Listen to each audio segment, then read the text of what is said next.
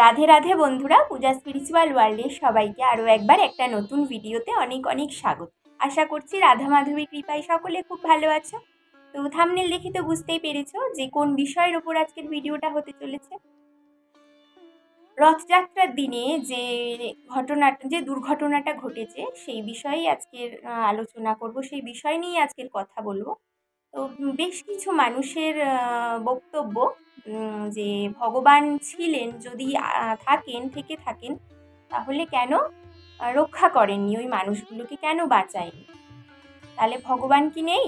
ভগবান যদি থাকতো তাহলে তো বাঁচাতে পারতো। তো ঘুরে ফিরে সব কিছুর দোষ হচ্ছে ভগবানের। কেন ভগবান বাঁচায়নি? কিসের জন্য ভগবান বাঁচায়নি? সত্যি কি ভগবান আছে? ভগবান যদি থাকতো তাহলে তো অবশ্যই বাঁচাতো। এরকম প্রচুর মানুষের বক্তব্য। তো এই বিষয়ে আজকে তোমাদের সামনে কিছু কথা তুলে ধরার চেষ্টা করব। আশা করছি উত্তর এর মধ্যে পেয়ে যাবে। যারা যারা প্রশ্ন করেছো, যারা যারা এরকম আঙুল তুলেছো, সৃষ্টিকর্তার উপরে আঙুল তুলেছো, তারা এই ভিডিওর মাধ্যমে উত্তর পেয়ে যাবে। আর যারা আঙুল তোলেনি, তারাও কিছু সময় পরে হয়তো এমন পরিস্থিতি আসতে পারে, তারাও আঙুল তুলতে পারে। তো ভিডিওটা দেখলে অবশ্যই ডাউটগুলো ক্লিয়ার হবে। বলার আগে ভেবে কথা বলবে। আশা করছি ভগবানের ওপর দোষারোপ করাটাও বন্ধ করবে।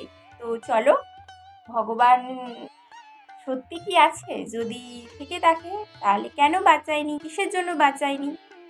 তো সমস্ত কিছুর উত্তর তাহলে দেওয়ার চেষ্টা করি ভিডিওতে।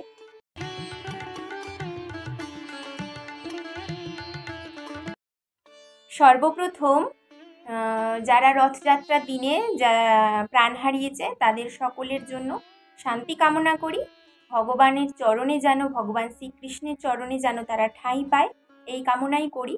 অবশ্যই তোমরাও করো এবং তাদের পরিবারকে সমবেদনা জানাই।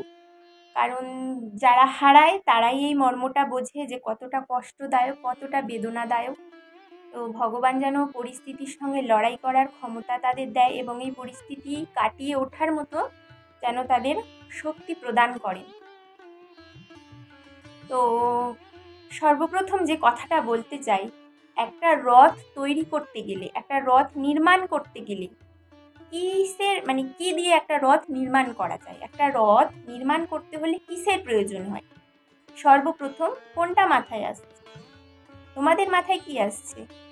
আমার মাথায়ও তো কাঠ এসেছে, নিশ্চয়ই তোমাদের মাথায় কাঠ এসেছে। একদম, আমার মাথায়ও সর্বপ্রথম কাঠটাই এসেছে, তোমাদের মাথায়ও কাঠই এসেছে। তো এটা একটা সাধারণ বেসিক ব্যাপার যে একটা রথ নির্মাণ করতে গেলে একটা কাঠের প্রয়োজন হয়। কোনো অ্যালুমিনিয়াম, কোনো লোহা, কোনো স্টিল, এই সমস্ত জিনিস, এই সমস্ত জিনিস দিয়ে এগুলো বানায় না। আমরা ছোট থেকেই বইয়ে পড়াশোনা করেই এসেছি যে একটা রথ নির্মাণ করতে গেলে কাঠের প্রয়োজন হয়ে থাকে। নিম কাঠ দিয়ে রথ বানাতে হয়। আর আরও একটা কাঠ আছে যেটা হাসি গাছের কাঠ। হাসি গাছ, হয় চন্দ্রবিন্দু আকার, দন্তেশ্বয় হস্যই, হাসি গাছ। এটা গুগল হোক, যেখানে হোক সার্চ করবে, দেখবে নিম গাছ আর এই কাঠটাই বেরিয়ে আসে। লোহার একটা অ্যালুমিনিয়াম, একটা স্টিলের রথ যখন বানানো হচ্ছে, তখন তার উচ্চতাটা কতটা করা হচ্ছে? তখন প্রচুর হাইট করা হচ্ছে। তো এটা তো স্বাভাবিক, দুর্ঘটনা ঘটবেই। তার জন্য দায়ী কে? ভগবান নয় নিশ্চয়ই, আমরাই দায়ী। সেখানে ভগবানকে দোষারোপ করা হচ্ছে। ভগবান আমাদের বিচার বুদ্ধি ভরে ভরে দিয়েছে। কোন জিনিসটা ব্যবহার করলে আমরা ভালো থাকতে পারবো, আর কোন জিনিসগুলো থেকে আমাদের দূরে থাকতে হবে, কোন জিনিসগুলো আমাদের ভালো নয় আমাদের পক্ষে, এটা বিচার বুদ্ধি করার জন্য ভগবান আমাদের দিয়েছে। ঠিক আছে, আমাদের বিচার বুদ্ধি ভরে ভরে দিয়েছে, আমরা সেটাকে কাজে লাগাই না। তো যখন কোনো ক্ষতি হয়ে যায় তখন সেটা ভগবানের ওপর দোষ হয়ে যায়। ভগবান যখন দিচ্ছেন তখন ভগবান ভালো, আর যখন আমাদের পরিস্থিতি বিপরীতে চলে যায় তখন ভগবান হয়ে যায় খুব খারাপ। ভগবানের মতন বাজে কেউ নেই। আর এতে ভগবানকে যখন দোষারোপ করা হয়, এতে ভগবানের কিচ্ছু এসেও যায় না। আমার মনে হয় ভগবানের, না মনে হয় না, এটা সত্যি স্বাভাবিক, ভগবানের কিছু এসে যায় না যখন দোষারোপ করা হয়। তো ওই যখন রথটা যখন বানানো হচ্ছে, ওই স্টিল লোহা দিয়ে যখন রথটা বানানো, তার চূড়াটা বেশ হাইট হচ্ছে। যখন আমরা জানি রাস্তাঘাটে ইলেকট্রিক সংলগ্ন রয়েছে, ইলেকট্রিকে যখন ওটা মানে টাচ হবে তখন তো দুর্ঘটনা অবশ্যই ঘটবে। বিদ্যুতে লাগলেই আমাদের মানে দুর্ঘটনা ঘটবেই। এটা মানে এটা একটা মূর্খ মানুষও বলে দিতে পারবে। বেশ কিছু জায়গায় চূড়া ওটাকে একদমই বন্ধ করে দেওয়া হয়েছে, চূড়া বানানোই হয় না রথে, ঠিক আছে? আর আমরা এতটাই আধুনিক হয়ে পড়েছি, এতটাই মডার্ন হয়ে পড়েছি যে শাস্ত্রের যেগুলো লেখা আছে, শাস্ত্রে যেগুলো বলছে সেগুলো আমরা বিচার বিবেচনা করি না, আমরা বুঝি না। যা পারি করে দিই, যেটা ইচ্ছা আমাদের আধুনিকতার সঙ্গে আমরা আমাদের চালিয়ে যাই। যে এই জিনিসটা আমরা আমরা যেহেতু মডার্ন, বেশি মডার্ন হতে গেলে যেরকম হয় আর কি। তো সর্বপ্রথম যেটা বলবো যে মৃত্যু কোনো দিন কাউকে বলে আসে না। এই ভিডিও করছি, ভিডিও করতে করতে আমারও নিঃশ্বাস বন্ধ হয়ে যেতেই পারে। কত মানে কেমন টাইমিং নিয়ে এসেছি, কতটা এখানটায় আমরা বাঁচবো, আমরা কি কেউ জানি? কিছুই আমরা জানি না। তো জন্ম মৃত্যু বিবাহ কেউ বলতে পারে না, কার কখন কি হয়ে যাবে কেউ আমরা বলতে পারবো না। তো সেটা নিয়েও ভগবানের উপর আঙুল তোলা হচ্ছে। এগুলো অন্যায়, এগুলো উচিত না। আমার মনে হয় এগুলো উচিত না।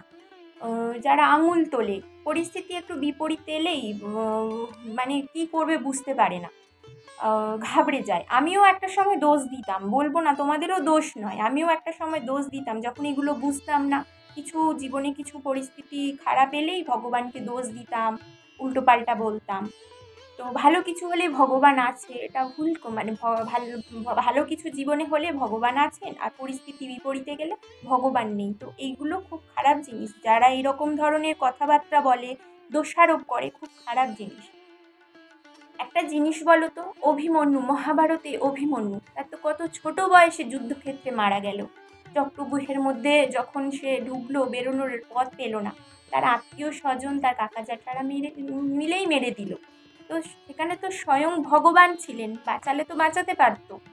সত্যের পক্ষে ছিল, সত্যের সাথে লড়াই করেছিল, সেও তো বাঁচালে বাঁচাতে পারতো। তিনি ভগবান, তিনি তার সাথে ছিলেন, বাঁচাতে পারতেন, কিন্তু বাঁচায়নি। নিয়তির মধ্যে বাঁধন, বিধির বিধান কেউ কোনোদিন খণ্ডাতে পারে না, এটা আমাদের প্রথমে বুঝতে হবে। একটুই যদি এদিক ওদিক হয় অমনি আমরা ঘাবড়ে গিয়ে ভগবানকে দোষ দিয়ে দেবো। আমরা জেনে বুঝে, অজ্ঞান মানে জেনে বুঝে না জেনেও আমাদের অজান্তে প্রচুর ভুল হচ্ছে, প্রচুরভাবে আমরা কাউকে এমন কিছু করে দিচ্ছি, কারোর সঙ্গে এমন কিছু হয়ে যাচ্ছে। আমাদের পাস্ট লাইফ রয়েছে, আমরা কি কর্ম করে এখানে এসেছি আমরা কেউ জানি না। আমাদেরকে কখন কোথায় কিভাবে চলে যেতে হবে আমরা কিন্তু কেউ জানি না। এটা জানি কি? কেউ জানি না। একটু ভাবনা চিন্তা করে দেখো তো যে কথাগুলো ভুল বলছি কি না। যারা ওই রকম আঙুল তুলে কথা বলো, তাদের কি আদৌ এটা ঠিক করা উচিত নয়? পিতামহ ভীষ্ম মহাভারতে কত কষ্ট পেয়ে তীরের বিছানায় শয্যাশায়ী হয়ে মৃত্যুবরণ করতে হলো, তার কাহিনী সবাই নিশ্চয়ই জানো। যে সে একটা সাপকে কাটা ঝোপের মধ্যে যখন সামনে এসেছিল রথের, তার সারথিকে বলে যখন ফেলে দিয়েছিল, সেই যন্ত্রণায় সাপটা ছটকাচ্ছিল।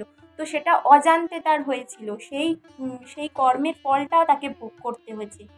তাহলে ভেবে দেখো, আমাদের মৃত্যু কখন কোথায় কিভাবে হবে আমরা কেউ জানি না। জানি কি? কেউ জানি না। তো ভগবানকে দোষারোপ করাটা আমাদের বন্ধ করতে হবে। প্রথমেই আমাদের কর্মটাকে বুঝতে হবে। আজকে প্রচুর মানুষ বিভ্রান্ত হয়ে ভগবান মানে ইন্দ্রিয় লালসার জন্য, ইন্দ্রিয় তৃপ্তির জন্য ভগবান আমাকে কষ্ট দিচ্ছে, অন্য ধর্মে চলে যাই, অন্য ধর্মে গ্রহণ করলে আমি বেঁচে যাব। কর্ম কি করে পিছন ছাড়বে? অন্য ধর্মেও কি সেই ভগবান তারা বাঁচিয়ে দেবে? বাঁচাবে না। নিজের শাস্ত্র বুঝতে হবে, সেই জ্ঞানটাকে অর্জন করতে হবে। তখন দেখবে ওই সমস্ত কিছু ম্যাটারই হবে না। যা আসবে জীবনে সব কিছু কর্মফল হিসেবে ভোগ করে নিতে ইচ্ছা করবে হাসি মুখে, তখন আর আঙুল তুলতে ইচ্ছা করবে না। আর তখন কি হবে জানো? তখন মনের মধ্যে অনেক শক্তি আসবে, যে ভগবান আমাদেরকে শক্তি দেবে, সেই সহ্য শক্তিটা বাড়িয়ে দেবে। এটাকে আমাদের বুঝতে হবে প্রথমে। এই নিউজটা আমি দেখেছি রথযাত্রার দিনে যে দুর্ঘটনাটা ঘটেছে, আমি যখন নিউজটা দেখেছি প্রচুর নেগেটিভ কমেন্টস, প্রচুর। মানে এত মানে প্রচুর নেগেটিভস কমেন্ট পেয়েছি। রিড করছি, মানে যত ভিতরের দিকে যাচ্ছি মানে এত নেগেটিভিটি নিজের ধর্মের লোকেরাই নেগেটিভিটি ছড়াচ্ছে। অন্য ধর্মের মানুষজন তো আছে, তাদের কথা আমি বাদই দিলাম। অন্য ধর্মের একজন মানুষ, মানে ভাই দাদা ভাইটাকে আমি স্যালুট জানাই। একজন মুসলিম দাদা ভাই, সে কমেন্টস করেছে, মানে তার মানসিকতাটা কতটা পবিত্র, সবাই সমান হয় না, তার মানসিকতাটা কত পবিত্র। মানে সে পজিটিভ এত সুন্দর একটা কমেন্টস করেছে। আমি অতগুলো কমেন্টসের মধ্যে একটাই পজিটিভ কমেন্টস পেলাম। তিনি বলছেন যে সব সময় আমাদের হিতে আসবে না, মানুষ হয়ে মানুষকে সঠিক পথ দেখাবো, ভুল পথে পরিচালিত করব না, এটাই তো আমাদের নিয়ম। সমস্ত ধর্মে এটাই তো বলে যে সবার আগে আমরা মানুষ, সবাই সবার ধর্মটাকে সম্মান করব, সঠিকভাবে কথা বলবো, যাতে আরও 5টা মানুষ সঠিক পথে থাকে, দোষারোপ না করে। আমরা কর্ম করছি, এটা আমাদের মনে রাখতে হবে। কর্ম করছি, আমাদের কখন কিভাবে কোথায় চলে যেতে হবে আমরা কেউ জানি না। রাস্তাঘাটে চলতে চলতে দুর্ঘটনা ঘটে যাচ্ছে। আমাদের সঙ্গে যখন ভালো কিছু হয় তখন ভগবান ভালো, ভগবান আছেন, ভগবানের মতন আর কিছুই নেই। আর ভগবান যখন আমাদের প্রতিকূলের মধ্যে ফেলে দেয়, প্রতিকূলতার মধ্যে একটু বাধা বিপত্তি দিয়ে দেয়, তখন আমাদের ব্যাস হাওয়া পুরো মানে ফুস করে বেরিয়ে যায়। একদম ভগবান খুব খারাপ, ভগবানের মতন খারাপ আর কেউ হয় না। তো এইগুলো ভালো না, এইগুলো বলাটাকে বন্ধ করতে হয়। ভগবান নিজে জন্মগ্রহণ করেছিলেন এই ধরাধামে, যখন লীলা করে দেখিয়েছিলেন, লীলার মাধ্যমে আমাদের প্রচুর শিক্ষা দিয়েছে তো সেই শিক্ষার মাধ্যমে আমরা কি শিখছি? তার জীবনটাও কিন্তু সহজ ছিল না। এখানে এসে কারাগারে তার জন্ম হয়েছিল, বাধা বিপত্তি তো থাকবেই আমাদের জীবনে। তিনি কত সুন্দরভাবে আমাদের লীলার মাধ্যমেই বুঝিয়ে দিয়েছে যে জীবনে যা পরিস্থিতি আসুক, হাসি মুখে সেটাকে স্বীকার করে নাও, কর্মফল হিসাবে সেটাকে গ্রহণ করে ভুগে নাও, দেখবে আগামী দিনগুলো সুন্দর হবে। সবাইকে এইটুকুই বলার, যে যেরকমই শুধু এই পরিস্থিতির উপরে নয়, আগামী যে পরিস্থিতিগুলোও আসবে, হাসি মুখে সুন্দরভাবে পার করার চেষ্টা করবে। দোষারোপ করবে না, হাসি মুখে পার করার চেষ্টা করবে। ভগবানের কাছে শুধু এতটুকু বলবে যে ভগবান সহ্য শক্তি দিও, পরিস্থিতি যেমনই আসুক না কেন সহ্য শক্তি দিও, যেন সহ্য করতে পারি। ব্যাস, আর কিচ্ছু প্রয়োজন নেই, বাকি তিনি দেখে নেবেন। চিন্তা কিসের আছে? চিন্তা নেই, চিন্তা কিসের? ভয় কিসের জন্য পাব? তো ভগবান আমাদের বিচার বুদ্ধি সব দিয়েছে। আমরা ওই রথের ওই চূড়াটাকে যদি আমরা নিচু করতাম, তাহলে কি এরকম দুর্ঘটনা ঘটতো? সেখানে কি ভগবান এসে বলে দেবে এই তোরা রথের চূড়াটাকে ছোট কর, না হলে দুর্ঘটনা ঘটে যাবে? এগুলো বলবেন তিনি? বলবে না তো।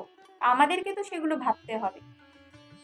এইগুলো স্বাভাবিক একটা, মানে এই ছোট ছোট জিনিসগুলো একটা আমাদের নিজেদেরকে বুঝতে হবে যে আমাদের নিজেদের সেফটিটা কোথায় রয়েছে, কী করলে আমরা সেফ থাকবো। আশা করছি ভিডিওটার মাধ্যমে সবাইকে বোঝাতে পারলাম। যেন দ্বিতীয়বার এই জিনিসটা মাথায় রাখবে যে ভগবানকে যেন দোষ না দেওয়া হয়। সৃষ্টিকর্তা, যিনি সমগ্র বিশ্ব ব্রহ্মাণ্ডের ভার চালাচ্ছেন, আমাদেরকে রচনা করেছেন, কি ক্ষমতা আছে আমাদের? কিছু ক্ষমতা আছে? নেই।